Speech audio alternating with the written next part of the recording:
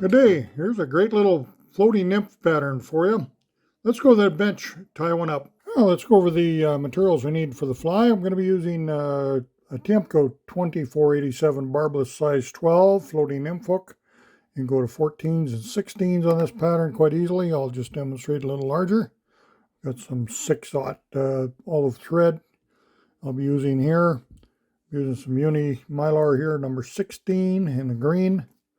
The body, I'm going to be using some Semperfly Kapak dubbing here in caddis pupa.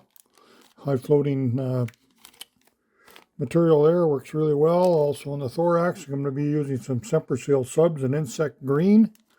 Then we'll use one of these floating balls here. This is actually bait sack balls that you'll find in a tackle shop. You know, they have the netting and everything comes with it in a package.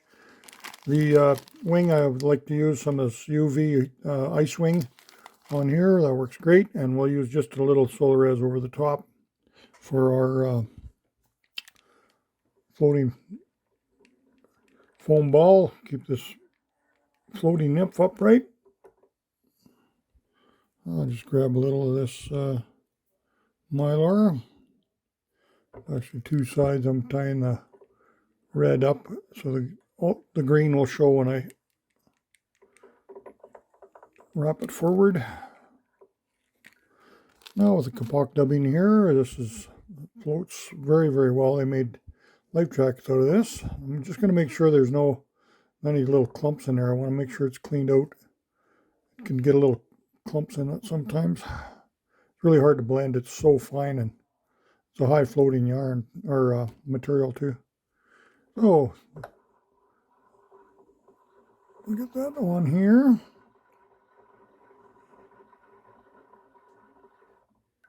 So we come around the back. This being a caddis pupa, we're going to make sure we get a nice taper on it.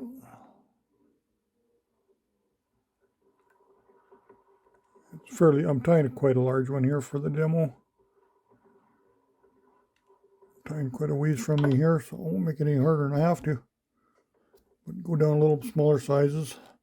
A lot of times we spend a lot of time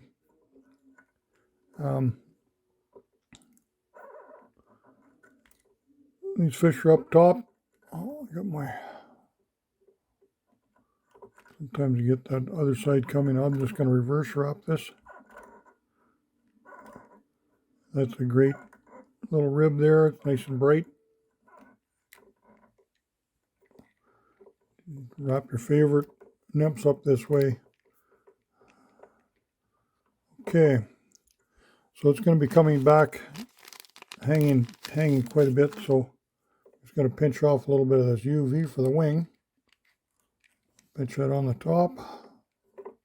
Pull it back over itself. And then I'll cut that bit of an angle like that. A little bit will be peeking around the outside, as you can see.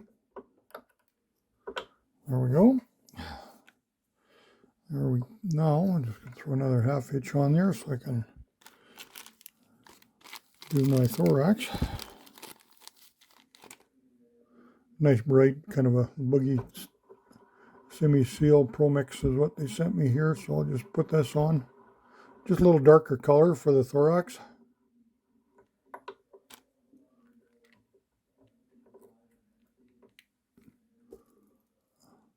And that's the fly right there. We'll finish that off. Now that you'll really be able to see that little bright thorax underneath from the bottom. Yeah, there's many times you sit there, you see fish rising all over you, and throw every dry fly you own, and they're still not in a fish. A lot of times where they're on emergers, or in this case, they're just eating below the surface. I'm going to put my UV on here, epoxy. Get a nice big dab on that. Put our ball on top. And then just cement that on there.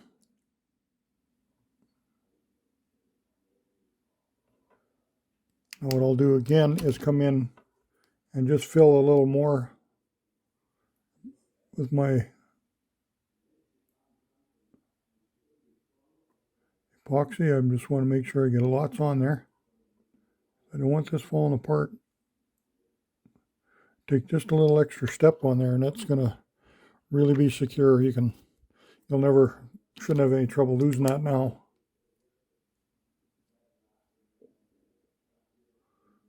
My torch on that. The ball really lights up with the fluorescent. So there you go, and that's on there, nice and solid. It's going to sit up in the water like so. That's a great pattern, and like I say, tie that in different sizes and different colors to match any of your hatches that you're going to run across, and you'll do very well with it. A floating nymph. Thanks for watching.